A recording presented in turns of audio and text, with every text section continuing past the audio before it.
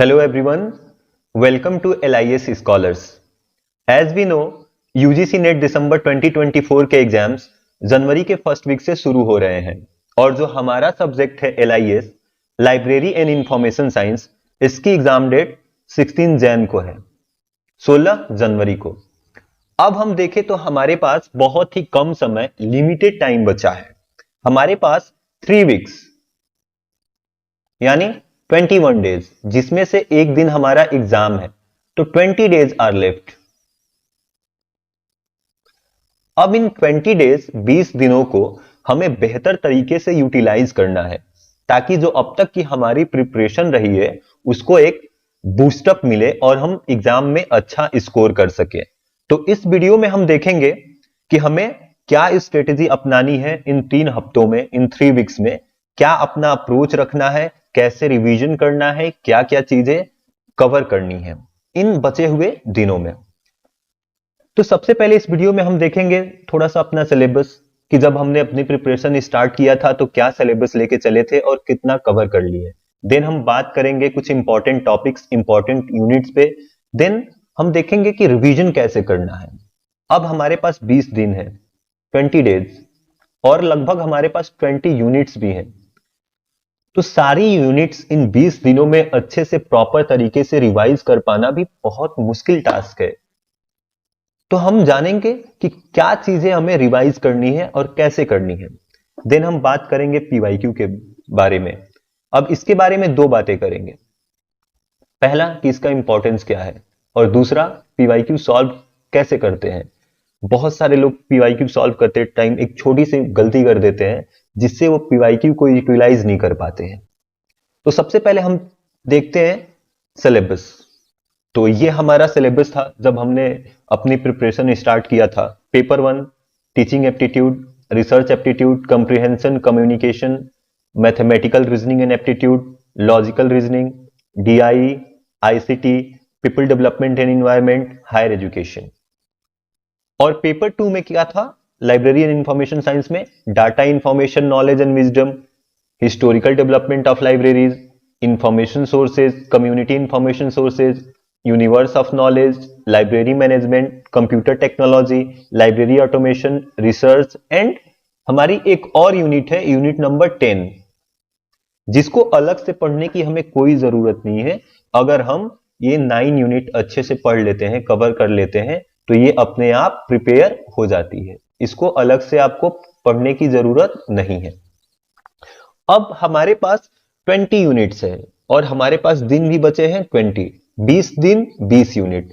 एक थोड़ा सा ये इम्पॉसिबल सा टास्क लगता है कि 20 यूनिट अच्छे से रिवाइज कर लेना, क्योंकि हमें पीवाईक्यू भी करना होता है, मॉक टेस्ट देना होता है, कंफ्यूजन होती है, डाउट क्रिएट होते हैं, उनको भी सॉल्व करना होता है। तो हम देखेंगे कि वो कौन सी यूनिट है। अगर हम केवल उन पे ज्यादा फोकस कर दें इस टाइम पे बाकी यूनिट्स के कंपेयर में, तो हम एग्जाम क्रैक कर लेंगे, अच्छा नंबर स्कोर करेंगे। तो जो हमारी स्ट्रेटेजी होने वाली है लास्ट 3 वीक्स के लिए, इसमें हम क्या करेंगे कि पेपर 1 के कुछ इंपॉर्टेंट यूनिट्स उठाएंगे और पेपर 2 के कुछ इंपॉर्टेंट यूनिट्स उठाएंगे जो वेरी इंपॉर्टेंट है, जहां से आपको क्वेश्चंस भर भर के देखने को मिलेंगे। तो पेपर 1 की जो यूनिट है पहली, वो है टीचिंग एप्टीट्यूड। यहां से आपको 4 to 5 क्वेश्चंस 100% देखने को मिलेंगे पेपर 1 में। Then research aptitude, UGC NET की जो सबसे मोस्ट इंपॉर्टेंट अगर कोई यूनिट है तो वो है रिसर्च। इसके बाद पेपर 1 में ICT, then DI and at in people development and environment. तो ये पेपर 1 की 5 यूनिट है। इन 20 दिनों में इन पांचों यूनिट पे हमको अच्छे से फोकस करना है। अब यहां पे डीआई जो है, बहुत लोग कहेंगे तो ये तो बहुत हार्ड होता है। ये हार्ड नहीं है, आपको बस प्रैक्टिस करना है। डीआई सॉल्व करने के लिए आपको रेशियो आना चाहिए, जो आप 6, 7, 8, 9 में पढ़ते हो, ratio. Then profit loss, percentage, ये 3 चीज आती है आपको, तो आप डीआई सॉल्व कर लोगे और ये 5 क्वेश्चंस पूरे कैलकुलेशन पे आपके बेस्ड है। आपका कैलकुलेशन ठीक है, अगर आप प्रैक्टिस किए हैं तो ये 5 क्वेश्चंस आपके सही ही होंगे। तो ये हमारा पेपर 1 है और इसकी ये इंपॉर्टेंट यूनिट्स हैं जिनको अब हमें अच्छे से रिवाइज करना है। देन पेपर 2 की बात करें तो पहली unit data information knowledge and wisdom, then unit number 2 historical development of libraries, then हमारी कंप्यूटर टेक्नोलॉजी है, लाइब्रेरी ऑटोमेशन है एंड रिसर्च है। Again research very important. Paper 2 की जो 5 यूनिट्स हैं, अगर इनको हम अच्छे से रिवाइज करते हैं इन बचे हुए दिनों में तो हम डेफिनेटली एग्जाम क्रैक कर लेंगे। अब ऐसा नहीं है कि इन 10 यूनिट को छोड़ के बाकी जो बची हुई यूनिट है उनको आपको एकदम इग्नोर कर देना है, उन पे ध्यान ही नहीं देना है। नहीं, मैं ये मान के चल रहा हूं कि आपने प्रिपरेशन पहले से की है और वो सारी यूनिट को आपने पढ़ा है। तो ये जो 10 यूनिट है, अगर इनको आप अभी बचे हुए दिनों में अच्छे से रिवाइज करते हैं, इनका रिवीजन बेहतर तरीके से करते हैं, इन पे आप ज्यादा टाइम देते हैं, तो आप डेफिनेटली एग्जाम को क्रैक कर लेंगे और आप बेहतर स्कोर कर सकेंगे। अब हम बात करेंगे कुछ ऐसी यूनिट्स हैं जो हमारे पेपर 1 और पेपर 2 दोनों में कॉमन है और वो हमारे लिए मोस्ट इंपॉर्टेंट यूनिट बन जाती हैं, क्योंकि सेम यूनिट हमें पेपर 1 में भी पढ़नी है, वहां भी उसके क्वेश्चन सॉल्व करने हैं और पेपर 2 में भी करने हैं। तो सबसे जो पहली यूनिट है वो है रिसर्च एप्टीट्यूड। ये हमें पेपर 1 और पेपर 2 दोनों के लिए प्रिपेयर करना है। Then ICT computer technology, again paper 1 और पेपर 2 दोनों के लिए इसको प्रिपेयर करना है। देन जो हमारा डाटा इंफॉर्मेशन नॉलेज विजडम है, ये वाली यूनिट, यहां भी हमें कम्युनिकेशन देखने को मिलता है। एंड देन ये पेपर 1 का कम्युनिकेशन, तो ये भी कॉमन है। तो ये जो तीनों यूनिट है कंबाइन रूप से पेपर 1 और पेपर 2 की, यह मोस्ट इंपॉर्टेंट यूनिट है हमारे लिए। ऐसा मैं क्यों कह रहा हूं? क्योंकि ये 3 यूनिट, इनको मिला के अगर हम पेपर 1 और पेपर 2 दोनों की बात करें तो हमें 40 क्वेश्चंस, नियर अबाउट 40 क्वेश्चंस कहीं नहीं गए हैं, इन तीनों यूनिट से आएंगे ही आएंगे। आपके 40 क्वेश्चंस पेपर 1 और पेपर 2 दोनों को मिला के इन्हीं सारी यूनिट्स, रिसर्च एप्टीट्यूड, आईसीटी या computer technology, data information knowledge wisdom and communication, ये जो पेपर 1 और पेपर 2 की जो कॉमन यूनिट्स है, इनसे आपको देखने को मिलेगा। तो इनको और बेहतर तरीके से हमें रिवाइज करना है बचे हुए दिनों में। अब हम देखेंगे कि हमें रिवीजन कैसे करना है, what to do and how to do. तो रिवीजन कैसे करना है? आपके पास शॉर्ट नोट्स होंगे। शॉर्ट नोट्स इसीलिए प्रिपेयर किया जाता है, बनाया जाता है रिवीजन करने के लिए ही।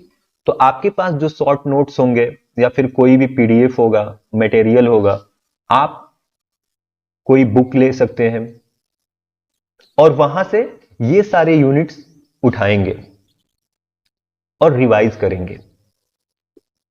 आपको सारी बातें नहीं पढ़नी है। जैसे आप कोई बुक या किसी का पीडीएफ उठाएंगे तो उसमें बहुत सारी बातें एक्सप्लेन करके वो दिए होंगे, आपको कंसाइज मटेरियल अब रिवाइज करना है। इसलिए सबसे बेहतर है आपका शॉर्ट नोट्स, अगर आपने बनाया है तो आप शॉर्ट नोट्स उठाएंगे, रिवाइज करेंगे। जब आपका रिवीजन कंप्लीट हो जाएगा तो क्या करेंगे? पीवाईक्यू सॉल्व करेंगे। देन पीवाईक्यू सॉल्व करने के बाद आप दोगे मॉक टेस्ट। मॉक टेस्ट कहां से दोगे? कई सारी वेबसाइट्स हैं जहां पे क्विज के रूप में आपको क्वेश्चंस देखने को मिल जाएंगे, या फिर कुछ ऐप भी आते हैं जिनको आप प्ले स्टोर से डाउनलोड कर सकते हो। कुछ पैड ऐप होते हैं, कुछ फ्री के ऐप होते हैं, वहां से आप मॉक टेस्ट भी दे सकते हो और आप पीवाईक्यू भी देख सकते हो। अब मॉक टेस्ट से फायदा क्या होगा कि आपको पता चलेगा कि आपकी वीकनेस क्या है, आप कहां लैग कर रहे हो, आपको कहां ध्यान देने की जरूरत है। कभी कभी क्या होता है कि जो चीज हम अच्छे से पढ़े होते हैं वो भी भूल जाते हैं, लेकिन हमें लगता है हमने तो पढ़ा है और वही क्वेश्चन एग्जाम में आ जाता है। तो जब आप मॉक टेस्ट दोगे तो ये सारी दिक्कत आपकी दूर हो जाएगी। एंड देन टाइम मैनेजमेंट, बहुत लोग कहते हैं कि टाइम मैनेज नहीं हुआ, कंप्रिहेंशन बड़ा था तो डीआई लेंदी था। देखो ऐसा कुछ नहीं होता है। जनरली अगर किसी गवर्नमेंट जॉब की प्रिपरेशन करने वाले स्टूडेंट से आप बात करोगे तो उनको 90 मिनट्स मिलता है 120 क्वेश्चन सॉल्व करने के लिए। तो आपके पास तो बहुत समय है। फिर भी जब आप मॉक टेस्ट दोगे तो आपकी टाइम मैनेजमेंट वाली समस्या दूर हो जाएगी। अब ये जो शॉर्ट नोट से आप रिवीजन करोगे तो आप क्या करोगे, सबसे पहले मोस्ट इंपॉर्टेंट जो आपकी यूनिट है, मोस्ट इंपॉर्टेंट यूनिट, इनको एकदम अच्छे से रिवाइज करोगे। देन बाकी बची हुई इंपॉर्टेंट यूनिट, तो ये आपकी 3 हो गई और ये आपकी 7 हो गई। तो कुछ ऐसे आप रिवीजन करोगे। अब एक और चीज बचा है, कंप्रीहेंशन एंड पीवाईक्यू कैसे सॉल्व करें। तो इसको भी हम थोड़ा सा समझ लेते हैं। ये जो कंप्रीहेंशन है यानी फ्री का नंबर, इसको मैं फ्री का नंबर बोलता हूं, फ्री का नंबर। आपको बस अपनी रीडिंग हैबिट सही करनी है। अगर आप थोड़ा सा अपना रीडिंग हैबिट सही कर लोगे तो कंप्रीहेंशन के सारे क्वेश्चन सही होंगे। अगेन पेपर 1 और पेपर 2 ये दोनों में आता है। पेपर 1 में इसके 1 पैसेज रहता है और पेपर 2 में 2। यहां से आपको 5 क्वेश्चंस देखने को मिलते हैं और यहां 10 क्वेश्चन। तो ये टोटल जो 15 क्वेश्चंस हैं ये तो सबके सही होने चाहिए, ये बिल्कुल गलत नहीं होना चाहिए। बाय द वे कंप्रीहेंशन पे भी एक हम वीडियो डालेंगे डिटेल में कि कंप्रीहेंशन कैसे करना होता है एग्जाम में कम से कम समय में, क्योंकि बहुत लोग कहते हैं, जैसे इस बार सितंबर 2024 का जो री नेट का एग्जाम हुआ था उसके जो पैसेज थे वो थोड़ा सा लेंदी थे, थोड़ा सा दिमाग खर्च करने वाले थे। तो इसको भी हम एक अलग सेपरेट वीडियो में कवर करेंगे कि कंप्रीहेंशन को कैसे सॉल्व करना है। अब हम बात करते हैं पीवाईक्यू कि पीवाईक्यू सॉल्व कैसे करते हैं। तो पीवाईक्यू अपने आप में हीरा है, मींस बहुत इंपॉर्टेंट है। कई बार हमें रिपीटेड क्वेश्चंस देखने को मिल जाते हैं यूजीसी नेट में, थोड़ा बहुत लैंग्वेज चेंज कर देगा और सेम क्वेश्चंस उठा के दे देगा। अब पीवाईक्यू सॉल्व कैसे करते हैं, तो जैसे मान लो ये एक पीवाईक्यू है, एक क्वेश्चन है और इसके 4 ऑप्शन है, फर्स्ट, सेकेंड, थर्ड, फोर्थ। तो मैक्सिमम लोग क्या करते हैं कि क्वेश्चंस पीवाईक्यू का पढ़ते हैं, ऑप्शंस देखते हैं, सपोज ऑप्शन नंबर 2 सही है तो इसको ऐसे सही करते हैं और अगले क्वेश्चन पे जंप कर जाते हैं। यही आपको नहीं करना है। अगर आप कोई भी पीवाईक्यू सॉल्व कर रहे हैं, अगर उसका ऑप्शन नंबर 2 सही है तो जो रिमेनिंग्स के ऑप्शंस हैं, ऑप्शन नंबर 1, 3, 4, इनको भी आप कंसाइडर करिए, इनको भी समझिए कि ये क्या कह रहे हैं, ये किस चीज को आंसर कर रहे हैं, क्या इनसे कोई नया क्वेश्चन बन सकता है। क्योंकि कई बार ये देखने को मिला है कि पीवाईक्यू के जो ऑप्शंस होते हैं उससे न्यू क्वेश्चंस फॉर्म कर दिए जाते हैं यूजीसी नेट में। Sorry for bad hand writing. New questions, option से ही नया क्वेश्चन फॉर्म हो जाता है पीवाईक्यू का जो ऑप्शन रहता है। कई बार ऐसा हमें देखने को मिला है। तो अब जितने भी आप पीवाईक्यू सॉल्व करेंगे तो बाकी के रिमेनिंग ऑप्शन पे भी आप ध्यान दोगे कि वो किस चीज को आंसर कर रहे हैं, क्या वो यूजलेस है। अगर आप ऐसा करते हैं फिर आप इजिली एग्जाम को क्रैक कर लेंगे। तो आज के लिए बस इतना ही। इस वीडियो में जो हमारे आखिरी दिनों की स्ट्रेटेजी थी वो आपको थोड़ा सा समझाने की मैंने कोशिश किया है। बाकी आई एम होपिंग कि आप लोग अपनी प्रिपरेशन अच्छे से कर रहे होंगे। अब बहुत ही कम समय बचा है तो अपना हार्डवर्क इंक्रीज करिए। कोई शॉर्टकट नहीं है, only hard work is the key to success. मिलते हैं नेक्स्ट वीडियो में, तब तक के लिए थैंक यू सो मच।